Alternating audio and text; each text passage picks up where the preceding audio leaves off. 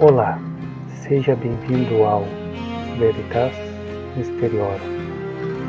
Meu nome é Roger e hoje é segunda Ufologia e Espiritualidade.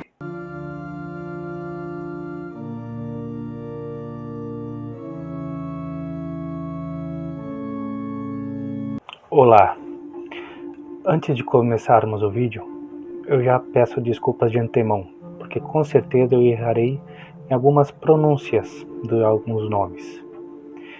Agora sim, vamos começar o vídeo. O incidente de Teherã de 1976 é amplamente considerado um dos casos mais fascinantes e bem documentados de avistamentos de OVNIs na história. Ocorrido na capital do Irã, Teherã,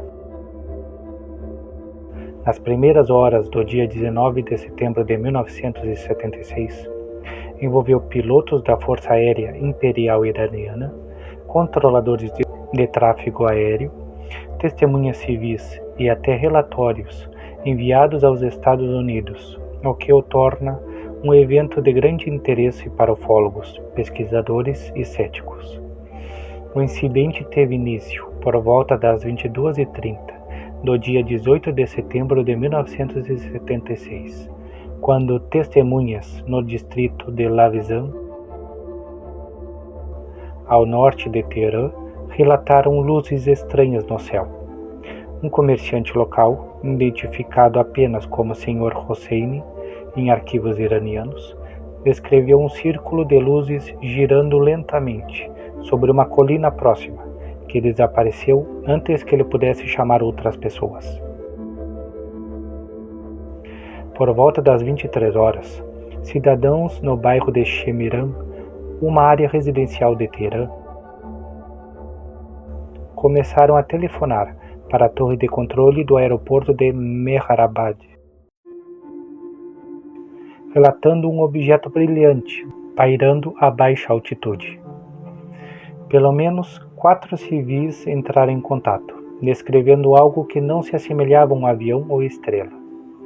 O controlador de plantão, Hossein Pirozi, inicialmente pensou que poderia ser um helicóptero ou um fenômeno astronômico, mas ao verificar o radar, confirmou a presença de um objeto não identificado, movendo-se de forma errática.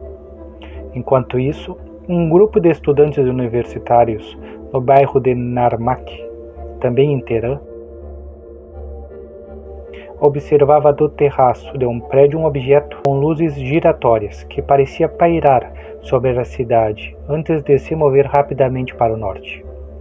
Um dos estudantes, Reza Ghaffari, escreveu uma carta ao jornal Kayhan, dias depois, descrevendo o objeto como tendo uma forma quase triangular, quando observado com binóculos, embora a distância dificultasse uma identificação clara.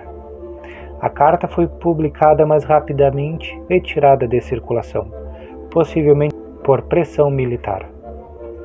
O contexto geopolítico da época é crucial para entender a seriedade com que o caso foi tratado. O Irã, sob o regime do Shah Reza Pahlavi, era um aliado próximo dos Estados Unidos, e sua força aérea imperial estava equipada com tecnologia americana, como os jatos F-4 Phantom II. A proximidade com a União Soviética e os conflitos regionais mantinham as forças armadas em alerta constante, o que explica a rápida resposta militar a um objeto não identificado no espaço aéreo de Teherã. Dada a insistência das testemunhas e a detecção no radar, a Força Aérea Imperial Iraniana foi acionada.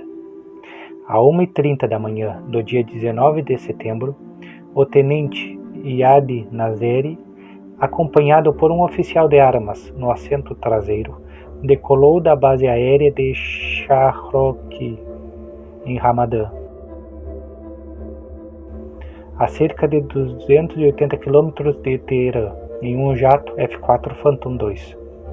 Quando Nazeri se aproximou do objeto, a cerca de 70 milhas náuticas, aproximadamente 130 km, de Teherã, ele relatou que o alvo era incrivelmente brilhante, com luzes multicoloridas, vermelho, azul, verde e laranja, que pulsavam rapidamente.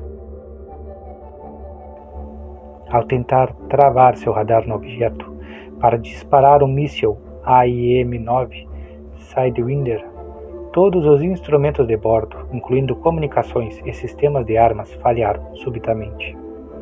O controle só voltou quando ele se afastou do objeto, abortando a missão e retornando à base. A 1h40, um segundo F-4, pilotado pelo Major Parviz Jafari, foi enviado para interceptar o objeto. Jafari, um piloto experiente que mais tarde se tornaria general, descreveu o OVNI como um objeto brilhante, maior que uma estrela, com uma luz intensa que mudava de cor. Ele estimou que o objeto tinha cerca de 10 a 15 metros de diâmetro. Ao se aproximar, Jafari observou um segundo objeto menor, igualmente brilhante, que se desprendeu do principal e voou em sua direção a uma velocidade alarmante. Pensando que poderia ser um ataque, ele tentou disparar um míssil, mas seus sistemas de armas também falharam. O objeto menor então mudou de curso, passou por leve e voltou ao objeto maior, que continuava pairando no céu. Durante esse encontro, os instrumentos do F-4 de Jafari sofreram interferência e ele só recuperou o controle total ao se afastar. Na sala de operações da base aérea de Shahrokhi, o Major Mohammad Reza Chokri coordenava as comunicações entre os pilotos e o comando central. Chokri relatou que os sinais de radar captados naquela noite mostravam um padrão incomum. O objeto parecia pulsar no radar, como se sua assinatura eletrônica variasse de intensidade, algo que confundiu os operadores acostumados a rastrear aeronaves convencionais.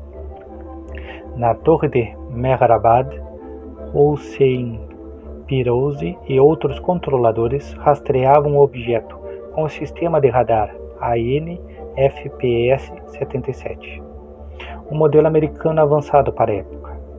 Eles notaram que o objeto se movia a velocidades impossíveis. Em um momento, estava quase estacionário, e no outro, acelerava a mais de 3.000 km por hora, mudando de direção abruptamente. Engenheiros que revisaram os dados do radar posteriormente observaram que o objeto principal mudava de altitude drasticamente, de 25.000 pés para quase nível do solo em segundos, sem deixar uma trilha contínua, desafiando as capacidades de qualquer tecnologia conhecida em 1976. O radar também captou os movimentos do objeto menor, que Jafari descreveu corroborando seu relato. Civis em terra, incluindo o general Nader Youssef, vice-comandante das operações aéreas iranianas, também observaram o fenômeno e ordenaram as interceptações.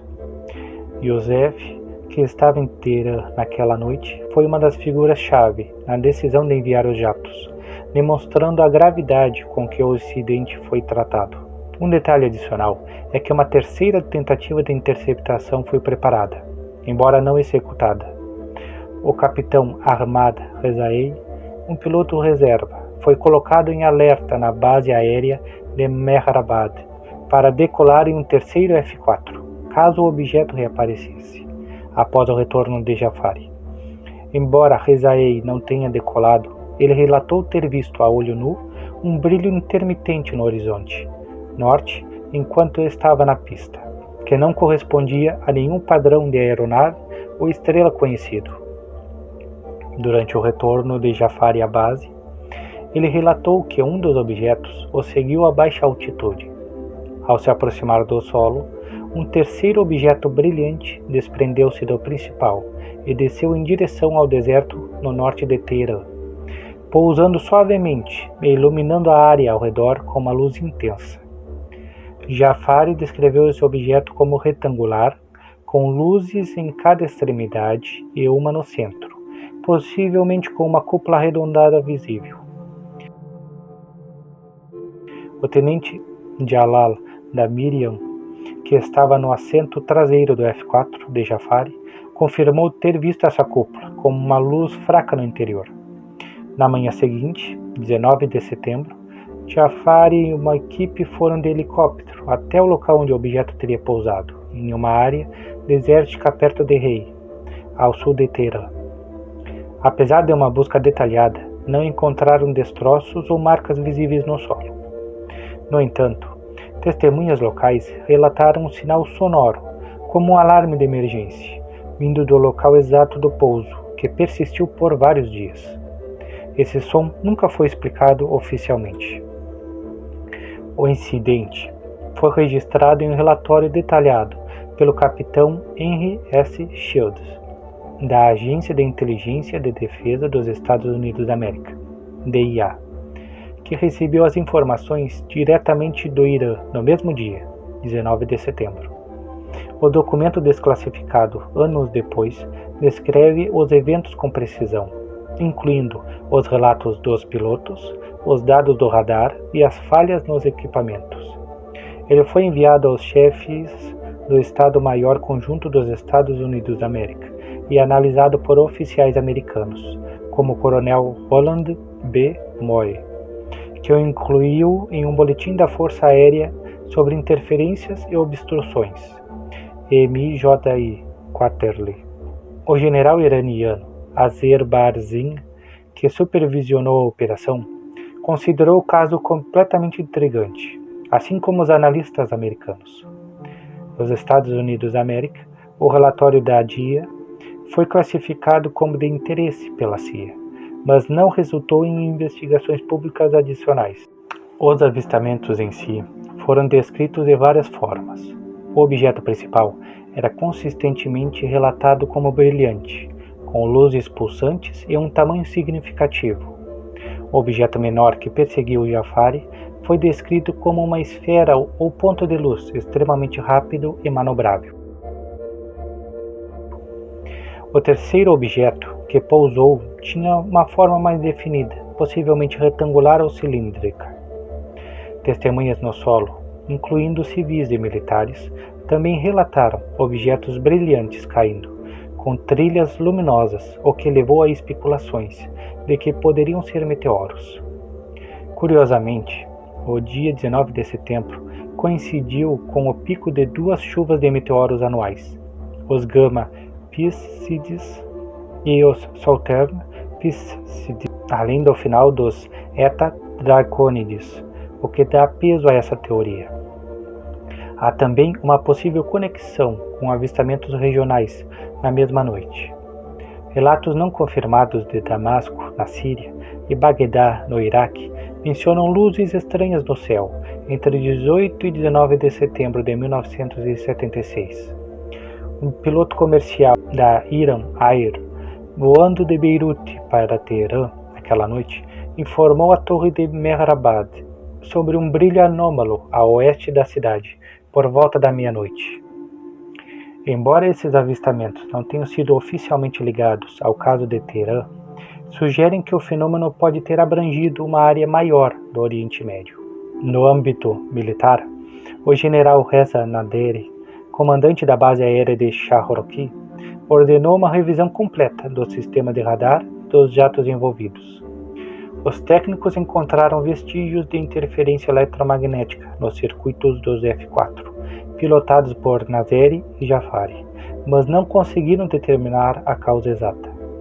Um engenheiro americano da McDonnell Douglas, que trabalhava na manutenção dos F-4 no Irã, foi consultado e sugeriu que a falha poderia ter sido causada por uma fonte externa de energia, mas não ofereceu uma explicação definitiva. O incidente gerou um debate interno sobre a segurança do espaço aéreo iraniano, resultando em uma recomendação de maior vigilância noturna. Os céticos ofereceram explicações alternativas. Philip J. Klass argumentou que o objeto inicial poderia ser Júpiter, visível no céu naquela noite, confundido pelos pilotos e amplificado por falhas de equipamento.